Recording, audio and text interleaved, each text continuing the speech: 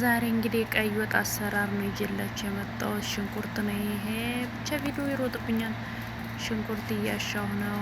ሽንኩርቱን እሽት አድርጌ ከዛ በኋላ ያንኛው አልጫ ነው፣ ለአልጫ የሚሆነው ነው።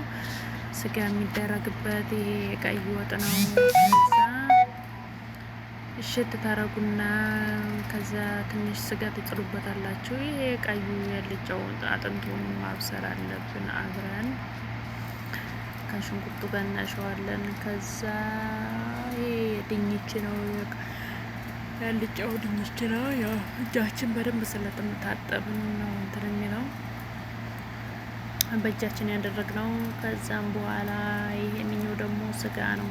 ያ ቲማቲም የለቀይ ወጥ ነው። ይሄ ስጋ ያልጫውም የቀዩም ነው።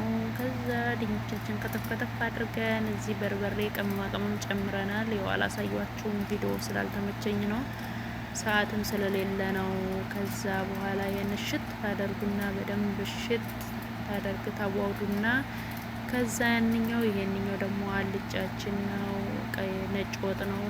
ይሄ እንግዲህ ስጋ ነው፣ የነጭ ወጥ ስጋ ነው። በደንብ ያኔ እንዲበስል በራሱ እሽት ታርጉና ቅመማ ቅመም ተጨምሩና ከዛ በኋላ ያው እንደዚህ መረቅ ያመጣል በራሱ በነገራችን ላይ።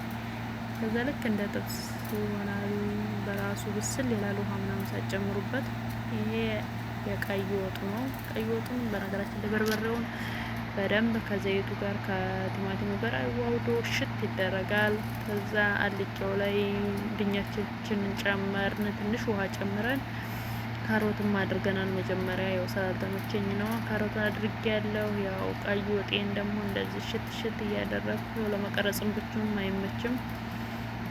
ከዛ አልጫው ያው እንዳይሰባበር ቀስ እያልን እናሸዋለን። ብዙም 10 ደቂቃ ቢያንስ ይቀመጣል፣ ይበስላል። ከዛ እንደዚህ ካደረግን በኋላ ክድ እናደርጋለን። ይሄ ቀይ ወጥ ነው።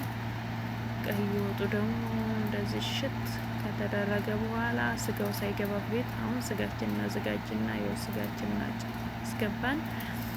ስጋው ደግሞ ቁሌቱ እንዲዋዋድ በደንብ እሽት ማሸት ያስፈልገዋል። በነገራችን ላይ ቀይ ወጥ ያው ትንሽ ያደክማል።